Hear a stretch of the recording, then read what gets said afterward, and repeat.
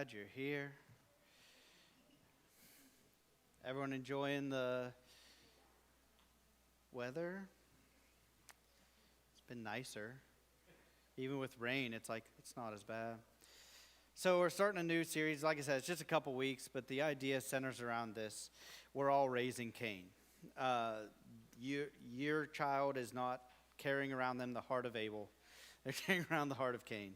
And so the idea is that we work as parents to try and form and mold their young little hearts into the heart of someone like Abel. So this is the idea, is trying how to parent the heart of your child, point them towards grace. It's kind of the idea that we're trying to build on. So if you got your Bibles, Genesis 4 is where we're going to center ourselves. If you don't have a Bible with you, you're welcome to use. There's a Bible on our church app. You can use that one there. You can use the one of your choice on your device if you so desire.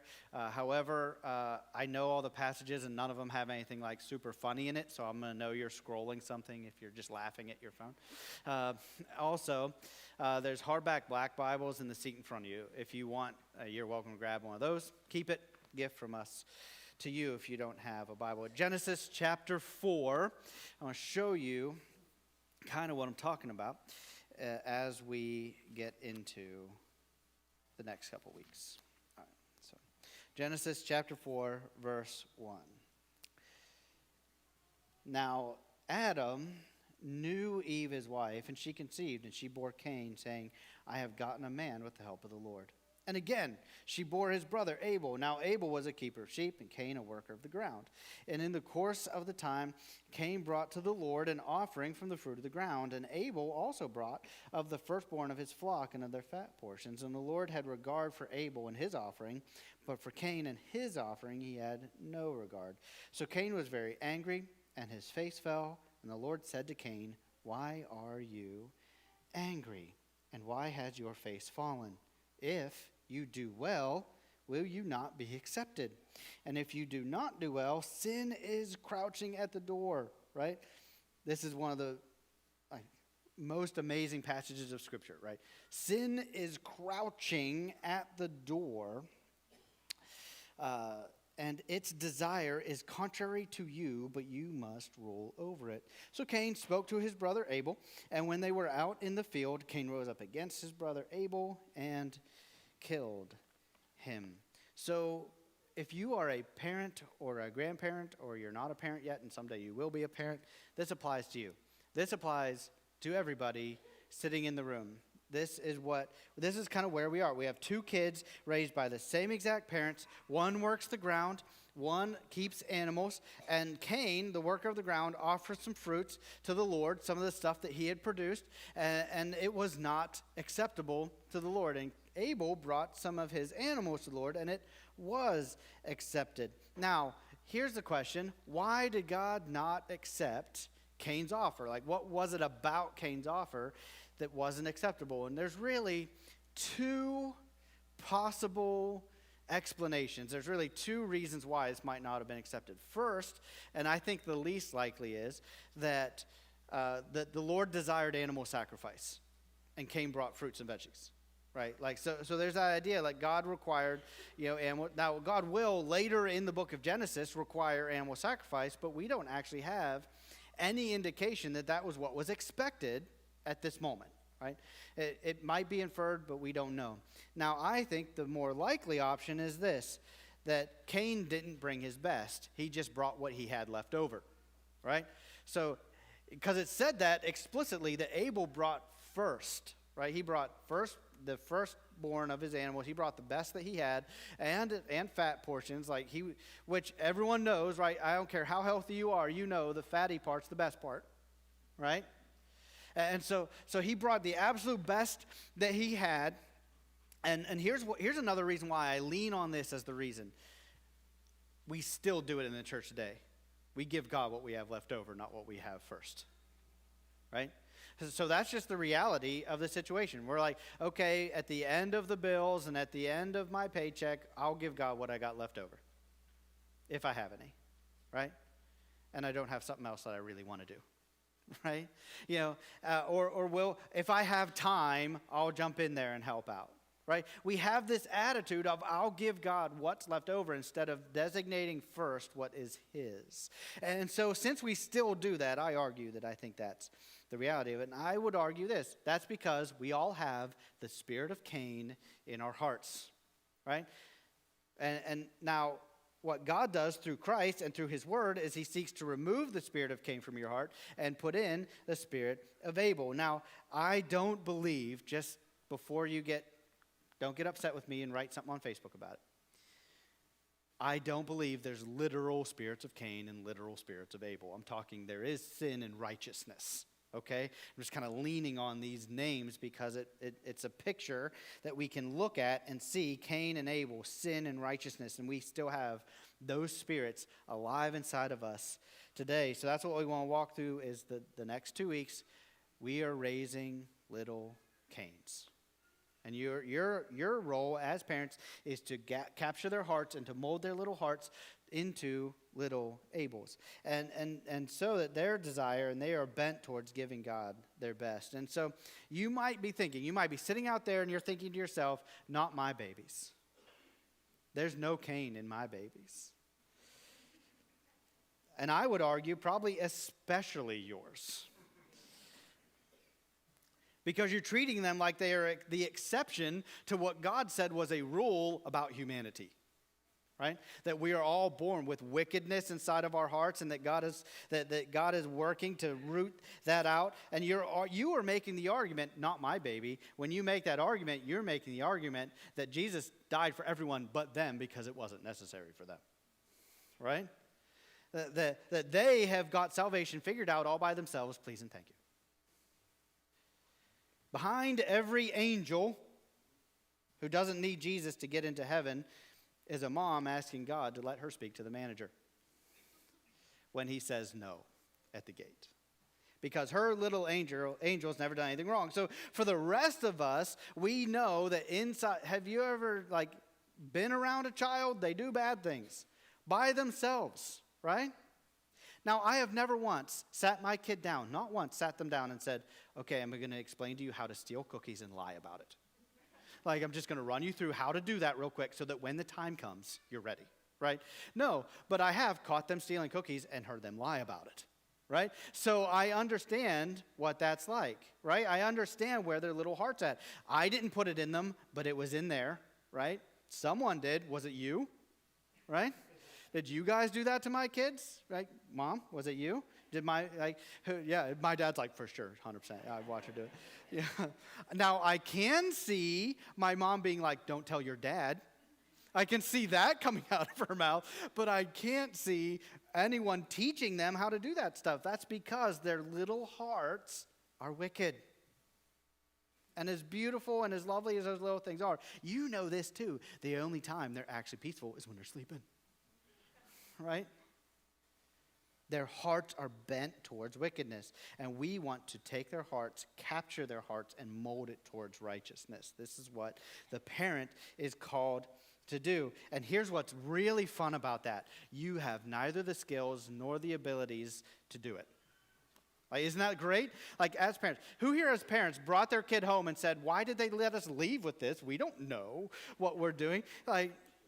Amy and I, when we had Simon, we were stuck in the hospital for 21 days. We had Simon. He was premature. He was in the NICU for 21 days. And so the whole 21 days, all these professionals did everything for us, and it was great. Right? We just kind of sat. They changed diapers. They fed him. They let us do it sometimes, but they did a bunch of it. Around the clock, we would go home and sleep, and they would do the night shift. It was fantastic. And then they were okay, we're going to let you go home. And we bring him home, and when he was making, every noise he would make, I'd get up and check on him because I was maybe something's wrong. And then when he wasn't making noise, I'd get up and check on him because maybe something was wrong, And I said to Amy, I'm laying in bed, I'm why are we here with this? We don't know what we're doing with this person. And then by the time Micah comes along, we're did you wake up last night? I didn't wake up last night. We lost track of him a handful of times. But the reality is we don't have the skills and the ability to take his heart. I can't even barely manage his like day-to-day physical needs, let alone the heart and the mental needs that this kid brings with him. I'm not equipped. I don't have the ability. Now, maybe you could modify behavior, but that will only extend as far as you have rule and authority over them, right? At some point, they're going to go out into the world, and they're going to do their own thing, and it's just incredibly difficult to get your heart around that. But let me ask you this. I got the yellow one, Charles. I got the yellow one. What is a lesson your parents taught you? What's one that sticks with you right now? A lesson you learned from your parents right now. Who wants to share? Okay, Rhett's got one. Be ready to mute me. I'm going past the speakers, and that likes to feedback. To do it right the first time, or you'll do it again. Do it right the first time, or he'll make you do it twice. So here's Right. an example. Okay, got an example. Oh, boy. Grandson, Hold it up to your mouth. I said, these leaves need to go down by the dead tree. Yeah. I said, they need to go down by the dead tree. I said, you know where that's at? He says, yes, I do, Nana. I said, okay. So put them there. Well, the other day we were picking up sticks, and I said, these leaves need to go down by the dead tree where you put the sticks need to go in. Yeah. Okay, Nana. I go down halfway between. I said, buddy, you need to move those. So he moved them. I said, do it right the first time. You don't have Yeah, to you do it the got to do second it time. twice. Yeah. Yeah. Okay, who else? Now, is that a caught lesson or a taught lesson? Did they teach? That's a little bit of both there. Yeah. Because you've heard that, right? More is caught than taught. You've heard that? Go ahead. Always tell the truth. Don't lie to me. Yeah. Caught or taught? Caught or taught? Did you catch it or teach it? I caught Yeah, caught it. Yeah. Oh, we have brother, sister. We'll see if it's the same thing. If you don't have anything nice to say, don't say anything at all. Okay. I could learn that one, I think. So as a good follow-up, you don't hit girls. Don't hit girls. Okay. Did you caught or taught? Which one was Yeah. Anyone else? On this side of the room, maybe. Can we get a few over here? Anyone? All right. So I'll go with Nate first because he's close. Native. Yeah. If you break it, fix it. I broke a lot of things. No, Nate, I can't imagine. You go. Drink more water. Drink more Anything water? that is wrong with you, if you're sick, drink more water. More water. Yeah, my mom's was, you need to sit on the pot. That was, every time you were sick, she's like, just go sit in the pot. You'll be all right. So, and that was taught. I didn't catch that one. So anyone else? Angelo, what you got? The golden rule. Golden rule for those. Do unto others. Yeah, go. Yeah. Golden rule, do to others what they do to you. Did you catch that from your parents, or did they just teach it? They taught it. Did they live it out? Lived it out too. So you see, like, your kids, like, these lessons land harder when you're doing it, right? When you're living that out, your kids can catch those lessons a lot better. They will catch more from your behavior than they will from what you teach. So the argument is, for a lot of people, is like, more is caught than taught. That doesn't say only catch. It means do both, right? They lived it out in front of you, and then they reinforced it with their words, right? This is how we, as parents, seek to raise kids up. Now, even if you make foolish mistakes in your youth, does that mean you cannot teach your kids not to do that, right? Because this is a thing that this annoys me when people are like, well, you did that when you were younger, and you're trying to teach your kid not to. And you're like, yeah, I did. It was dumb then. It's dumb now. Like, I want my kid to be less dumb than me. Amen?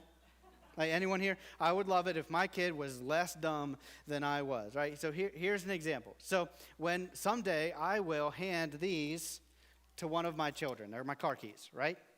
And they're in my pocket on accident, actually. So I usually empty my pockets before service, but for your enjoyment, they're in my pocket. So my dad did that for me. It was a 1990 Chevy Beretta, right? 88, somewhere in that ballpark. Anyway, and he hands it to me, and I drive to soccer practice. And I'm driving on back roads that are loose gravel, and I am a teenage boy, and I am, of course, driving the speed limit, okay? So anyway, I come around a turn, I lose control of the car, and put it over a bank, okay? And I think to myself, I'm going to go to my friend's house. He has a backhoe, and we're going to pull it out, and ain't nobody going to know about this, right? That's what I think to myself. So Ken Allison, I go to his house, try and grab Brendan. Hayden, you know him. He's your relative. And so so I get to his house, and wouldn't you know it, Mom and Dad are there. And I get out of a stranger's car, right? Because a guy driving down the road picked me up. And I get out of a stranger's car, and my mom goes, oh, hey, how are you? How was soccer practice? And just having this whole conversation, Dad goes, where's my car? And I had to explain to him that I put it over a bank, and I was hoping he wouldn't know about it, And so we get the backhoe, and we pull it up out of the thing. And the car's no worse for wear. Thank the Lord, actually. He didn't break anything. But it was one of those moments where, someday I'm going to hand my kids my car keys, and I'm not going to say, drive fast on gravel and wreck. I did it, so you must. Right? No, I want him to be less dumb than me. And then I'll also say, and if you do wreck the car, call me. I will come help you. Right? I was afraid that my dad would kill me. So,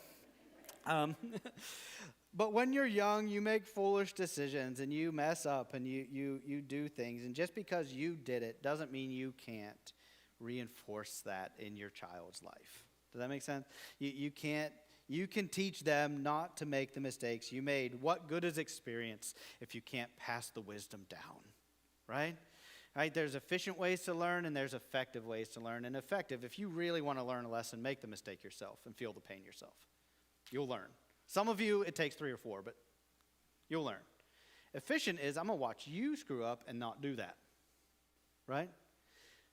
Let your kids learn efficiently. And so pass that stuff on. So where I really want to camp out for the most part today is out of Deuteronomy chapter 6. So if you're still in Genesis, go to the right a little bit, just a couple books over, and you'll find yourself in Deuteronomy. And we will do most of our work out of Deuteronomy, and then we'll be in 1 Samuel for a hunk of time, and we're going to compare 2 parents, Hannah and Eli. We're going to compare them against each other. Actually from the same passage of Scripture, which is kind of neat.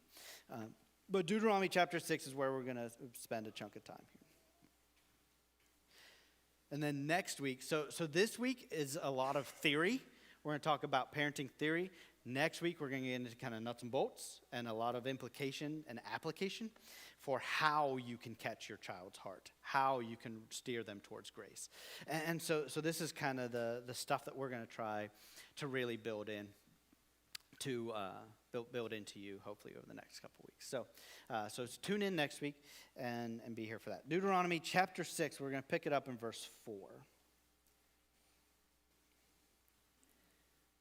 Hear, O Israel, the Lord our God, the Lord is one. You, catch this, you, who?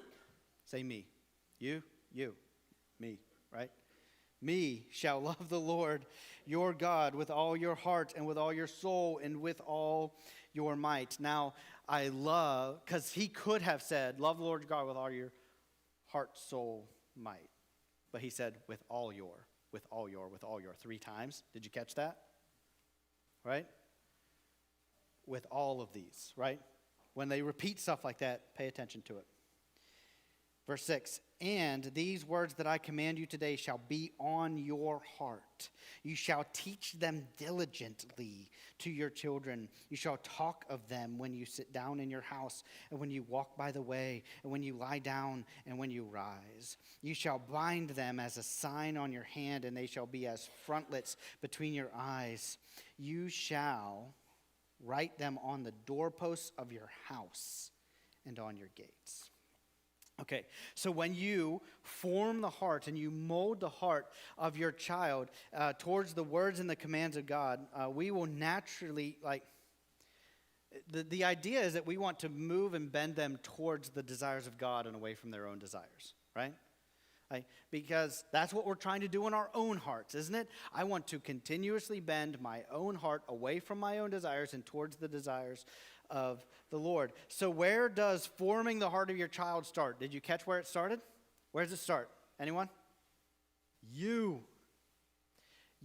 form your own heart. And that is going to do more for you in forming the heart of your child than anything else you do. If you can bend your own heart towards Jesus, it will do more to bend the heart of your children than anything else you do. Listen, more is caught than taught. And you can preach these things to your kids, but until you've bent your own heart, it's going to be an uphill fight. It's going to be an uphill fight even if you do bend your own heart. Parenting's hard, right? Like, has anyone, okay, I love you. It's a natural response. I will go to someone and kind of share some struggles we're having as parents, and they're a little bit farther ahead down the line, and I hear this answer every time. Anyone want to just go ahead and take a swing at what the answer is? Every time I say, we're really struggling with our kid, and here's where we're at with them. Does anyone want to say what I hear? What? Just wait till they're a teenager. Don't minimize my pain. I'm in the middle of I'm going to fight for my life right now, and you're telling me it gets harder? Right? Like, come on, help me out. Be like, okay, yeah. Say it gets easier or something. Be nice to me. I'm in the middle of it. But the reality is that I don't know if the fight gets harder. It certainly changes. And I think the stakes get higher. Right? Does that square up? And so this is the idea. If we can start with ourselves, if I can look at my own heart and say, where am I not bent towards the Lord? Where am I following after my own desires and not his? Because if you want to know where you are not like Jesus, have some kids. They'll point it out, right? Or it will come out of you somewhere. Has any of you ever had an outburst towards your kids and you thought to yourself, well, where did that come from? That's not in my heart. Well, sure enough, it was. This little one just knew the buttons to push. Actually, they probably don't know the buttons to push. It's like when they get your phone and they just lock it out. You know what I'm talking about? Anyone been there? Your little one somehow got a hold of your phone and called 911, right? How do they know how? They don't, but somehow they get it done. And so they can figure out how to push buttons in your heart, and they can bring out of you things that you didn't know were in you that you need to work on. And when those things come, work on them. Do the work.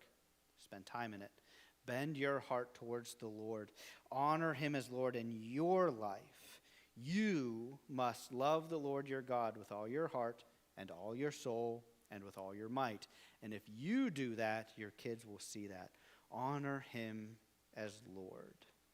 Align yourself with his commands. And your kids will have a higher likelihood, it's not guaranteed, but they'll have a higher likelihood of following. If you're, and men, I would argue this, if just fathers and grandfathers and men that will someday be fathers, if you can bend your heart towards the Lord, the likelihood goes up exponentially that your family will follow Jesus too. Bend your hearts toward Jesus. Now, many kids go their own way, but that is the exception in many ways, not the norm. If you can live a life in front of them where you are constantly moving towards Christ. Now, I would argue this. The exception is getting more prevalent, isn't it? It's not so much an exception anymore. It's going a lot of ways. Because someone said this. Parents, if you're in the room and you're considering giving your kid a smartphone, just hear this. The moment you put that in their hands, you cease to be the source of truth in their lives. Just know that. They will go to that thing and to their friends and to the internet and to whoever else they can get a hold of for truth, and it ceases to be you. And my argument is, don't you want to be the source of truth in the life of your children? Don't you want them to see the world through the lens in which you, who cares for your kids more than you do? Anyone have someone in your life, like, yeah, our neighbor probably likes them more than I do. I don't care for them that much. Right? No one here is thinking that. No one cares for your children like you do. And so why would we outsource anything that would have to do with truth to anyone else? And I would argue this. We have assembly-lined parenting. There's too many books, there's too many podcasts, there's too many resources that you can go to, and then you try and raise your kid according to the dictates of someone else when that person doesn't know the heart of your kid, doesn't know how they're wired, and doesn't know who they are, and they're incapable of giving you good advice. Okay? It might be fun, it might be a nice practice, it might be things that you could implement in one way or another, but the reality is that no one knows the heart of, or no one should honestly know the heart of your kid like you. Right? So who would know how best to disciple them but you? Because here's another thing. Who here, sitting in the room, my kid is a lot like me? Is that anyone? Do you know what your heart needs?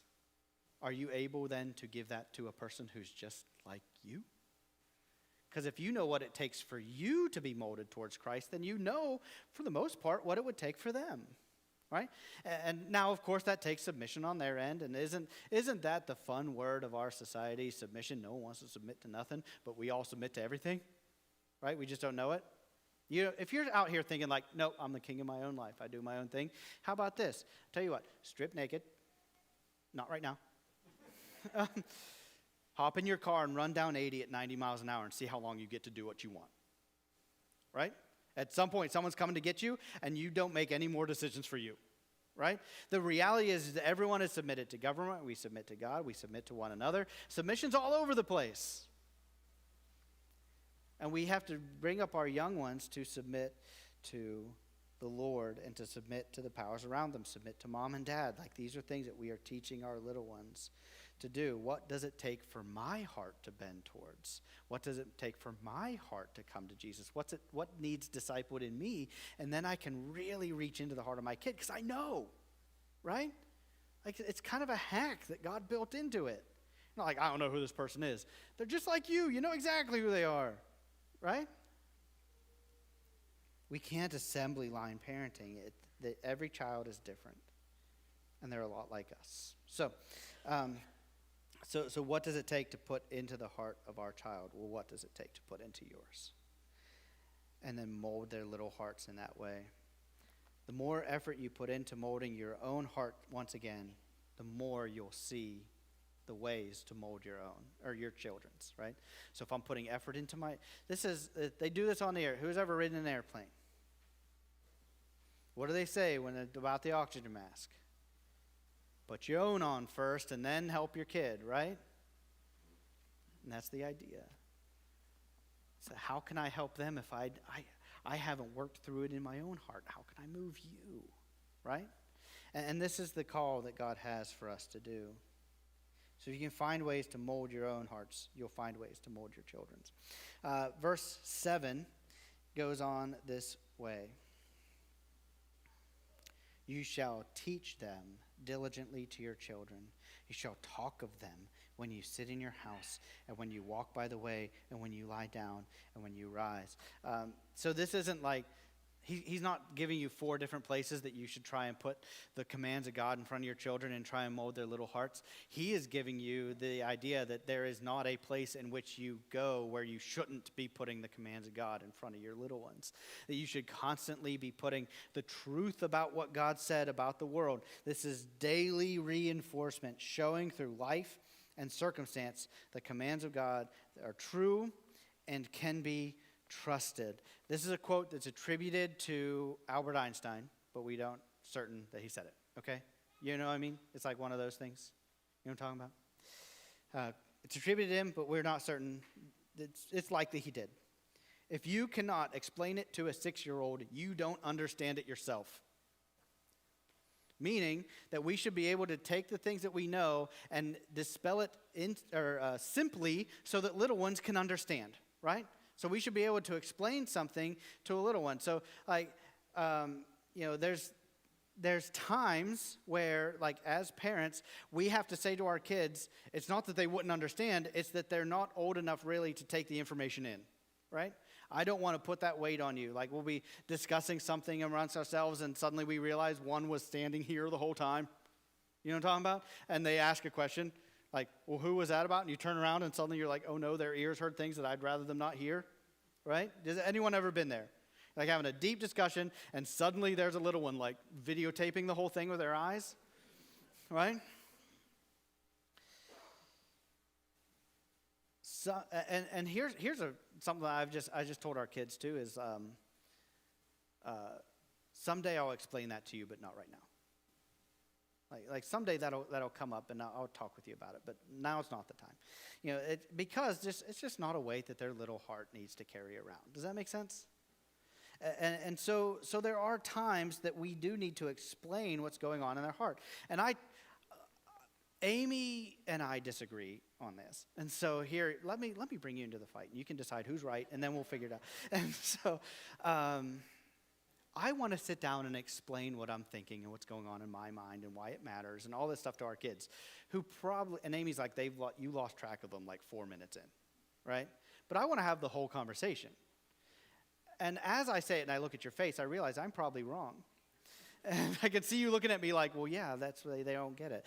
But I want to go through all of my thinking and why it matters and explain to them exactly why I'm choosing the things I'm choosing, right? I want them to know. Because I don't think because I said so is a great answer, right? Now, there are times, listen to me, there are times where you need to say, obey first, I'll explain it later. Does that make sense? Because here's why. Let me tell you why that matters. Because there's going to be times that you're going to come across commands that Jesus gives you and you're not going to understand it, but it's important for you to obey first and seek understanding on the backside of it. Does that square up with you? And I want my children to understand that too. Daddy knows what's best for you. Dad loves you. Please do what I asked you, and then afterwards we can. Because they'll say, why? And they can why you to death, right? When the reality is, it's like, what do you mean why? I asked you to pick your shoes up. Just pick your shoes up. Like the why seems implied. But the reality is that I want my children one day, when they come across the commands of God, to think, I need to do what my Father said, and I'll ask why later. Because here's something else. Listen, have you ever been here where you didn't understand why God asked you to, but you obeyed anyway, and then the why made sense? Like it suddenly came out, and you're like, oh, I see what he was doing there. But it took a little while, and the obedience had to be on the front end. And so this is what we're trying to do. We're trying to raise the hearts of our little ones. Because Cain, what questions was he asking? Why do I need to bring my best? Just bring him something. Doesn't matter what it is. And the why didn't make any sense to him. And it wouldn't have in this condition of his heart. So we as parents constantly shape and mold the hearts of our little ones until they get to the desired outcome, which is Christ-likeness. And you can't do that if you're neglecting your own heart. Can't do it. All right, verse 8, he continues on. You shall bind them as a sign on your hand, and they shall be as frontlets between your eyes. You shall write them on the doorposts of your house and on your gates. So this is constantly putting the commands of Christ in front of ourselves, constantly putting the Word of God in front of ourselves, constantly being in it. And so what I want us to do is kind of look at that constance and look at someone who did that well and look at someone who did not do that well. And that is in the story of Hannah and Eli, and it's found in 1 Samuel chapter 1 and 2. So grab your Bibles, 1 Samuel 1 and 2 is where we're going to go. We're going to do a medium dive into them just for the sake of time. I'm not going to do a deep dive into Hannah and Eli or a shallow one, but we'll try and land in the middle somewhere.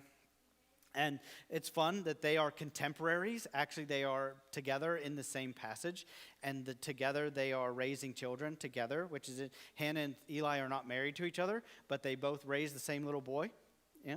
So Samuel, the prophet, is raised by his mother first, and then she's given over to Eli. And so she is a woman who desired deeply to have children. And now we know this now, that it's not necessarily true. And Brian, I'm sure Brian is an OB doctor. He does babies and delivery all day, every day. Some of you have Brian's been the guy that, delivered your baby. And so we know this now, that if a woman is unable to have children, that's usually not because she has displeased God in some way. Do you ever diagnose that? You're like, well, if you could just get right with God. Like he will open the womb. No, that's not always, sometimes, but I'm sure you're not allowed to say that in your context.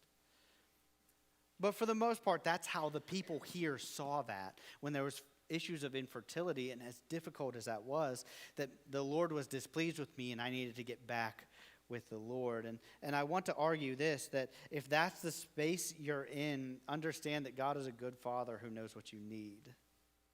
and he's meeting you in that spot, or he's ready to meet you in that spot. It's not a punishment, although it may feel that way. God is not out there with an axe to grind. He loves you, and if that's the spot you're in, he has you there for a reason. And let him work that out in your heart and in your life. And if you want to hear some kind of testimony about that, in not this coming week, but the week after here, our podcast, we'll have someone on sharing their testimony about that. So, but it is a heavy burden that families carry, and I don't envy you in it. But Hannah's in that spot. She is barren. She has her husband has another wife, which as you read the scriptures, that always turns out really terrible. And they keep giving it a shot, right? They're like, maybe it will work different for us. And they marry multiple women. It never works out. But these two women have positioned, actually Hannah did not, but the other young lady, if you read through it, positioned herself as Hannah's rival and would insult and berate her and was merciless in the way that she treated Hannah. And Hannah desired a child so much, a son so much, that her husband decided, you know what, you need extra food. So he got her a snack, right? The idea of eat your emotions not necessarily new.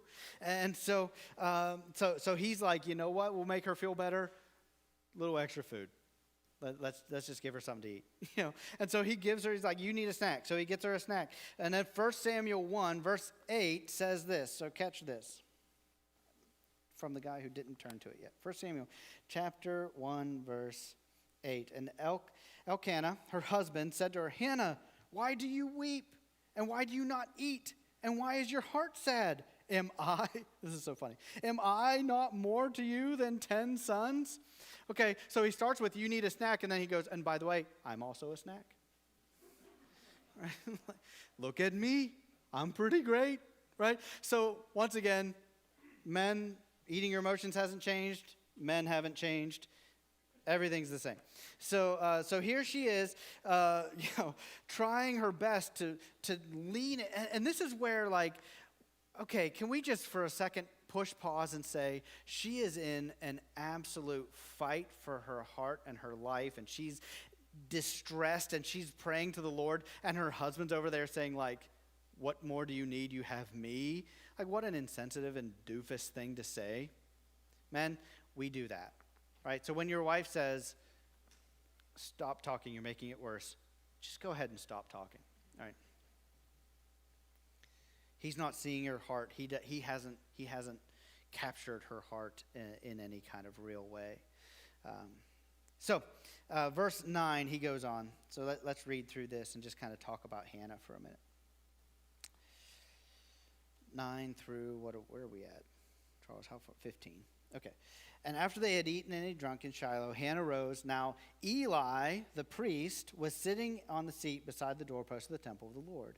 And she was deeply distressed and prayed to the Lord and wept bitterly. And she vowed a vow and said, O Lord of hosts, if you will indeed look on the affliction of your servant and remember me and not forget your servant, but you will give your servant a son, then I will give him to the Lord all the days of his life. No razor will touch his head. And she continued praying before the Lord, and Eli observed her mouth. Hannah was speaking in her heart, and only her lips moved, and her voice was not heard. Therefore Eli took her to be a drunken woman. Eli also not great at what he's doing. And so, and Eli said to her, how long will you go on being drunk? Put your wine away from you. But Hannah answered, no, my Lord, I am a woman troubled in spirit. I have drunk neither wine nor strong drink, but I have been pouring out my soul before the Lord. So here she is, fervent in prayer, and she promises the child to the Lord, and she prays so desperately and so deeply, and the Lord has come upon her in such a way that he interprets her behavior as being drunk. Listen, not the only time in Scripture that happens.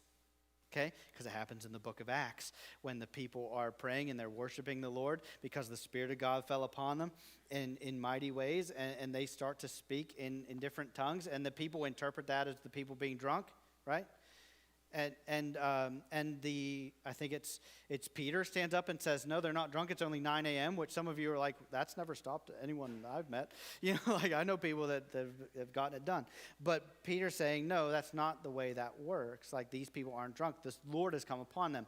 And I would argue this, in moments of distressed, deep, desperate prayer, the Spirit of God meets you there. Okay? And he met with Hannah in this moment.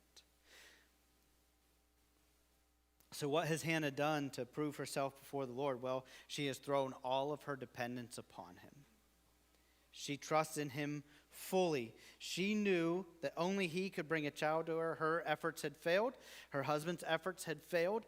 They were desperate. So she begged God to meet her there, and he did.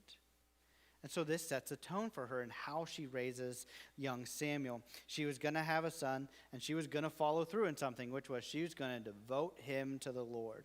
And she does that before she has him. She devoted Samuel to God before she had him. And so when she parented him, all of her parenting was shaping him towards Jesus. Or not Jesus, towards God at this point, right? Her parenting shaped him. She captured his young heart and shaped him. She gave him to Eli when he was somewhere between 3 and 5 years old. Okay? Now hear me.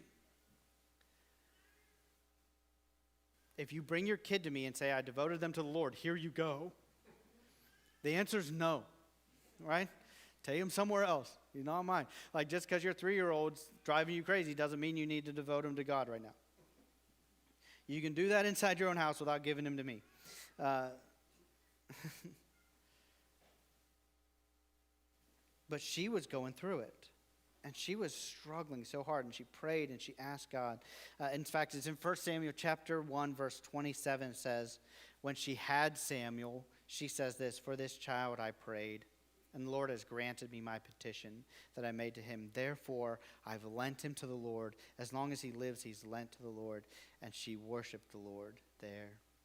So she has this son. She desired this son. And she asked God, please give him to me. And he did. And she gave him back into the service of the Lord. And Samuel, if you continue to read through it, becomes one of the mightiest prophets that ever walked the planet. In fact, he's the one who anoints David king, who brings forth the Messiah. And Hannah, so here's what's interesting though. Hannah hands him to a guy named Eli when he's 3 or 5 years old, somewhere in that ballpark. And Samuel turns out completely different than Eli's sons, who he had the whole time. So what's the difference, right?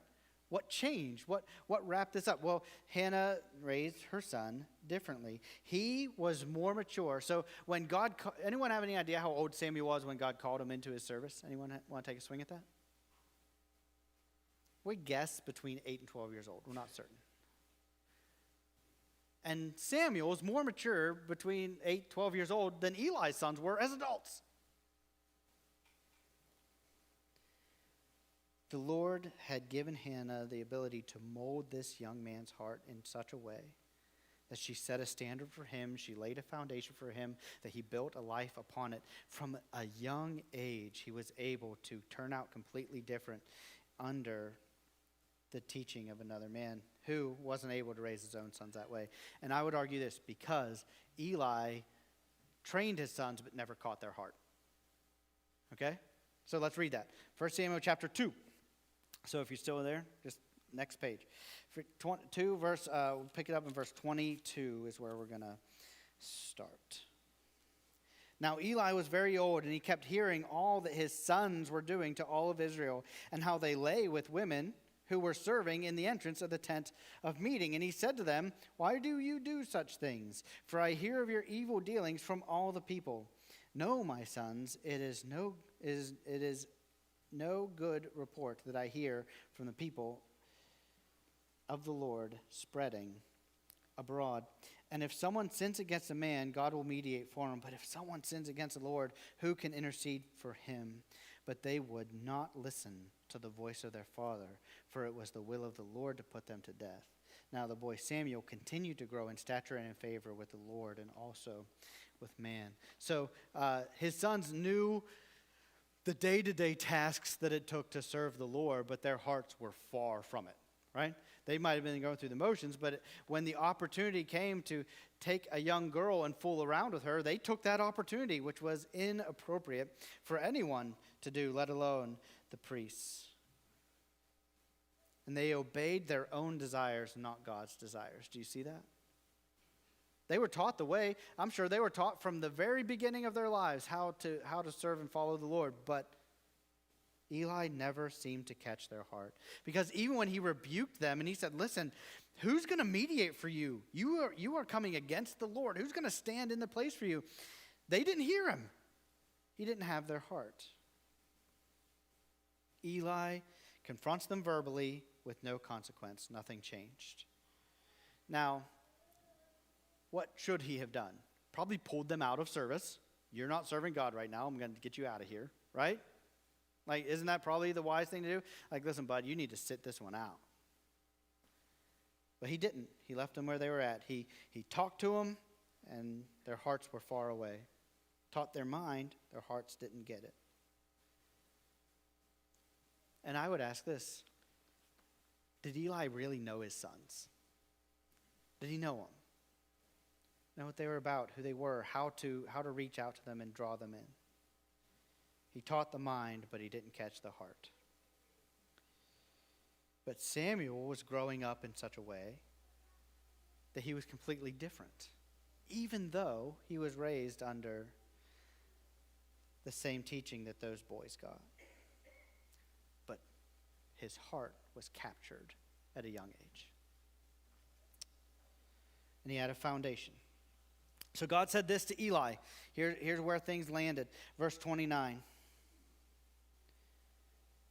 Why then do you scorn my sacrifices and my offerings that I commanded for my dwelling, and catch this, and honor your sons above me by fattening yourselves on the choicest parts of every offering of my people Israel? Therefore the Lord, the God of Israel, declares, I promise that your house and the house of your father should go in and out before you. Lost my place. Before me forever, but now declares the Lord, far be it from me. For those who honor me, I will honor, and those who despise me shall be lightly esteemed.